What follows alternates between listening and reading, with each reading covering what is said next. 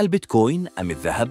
الاختيار صعب في ظل التقلبات العنيفة التي تشهدها الأسواق العالمية، لكنني سأخبركم ببعض الأرقام التي قد تساعدكما على اتخاذ القرار. منذ أن بدأ ترامب حربه التجارية على العالم في 2 أبريل، ارتفع سعر عملة البيتكوين بنسبة 14%، وهذا يعني أن استثمار كل $1000 بعد انهيار الأسواق في 3 أبريل مكاسبه اليوم تبلغ $140.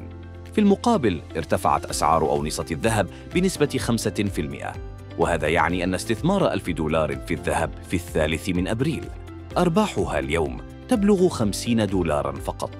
لكن إذا نظرنا للأمور من منظور أوسع، فإن أسعار الذهب حققت مكاسب منذ بداية العام بنسبة 25%، بينما مكاسب البيتكوين لم تتعدى 1%.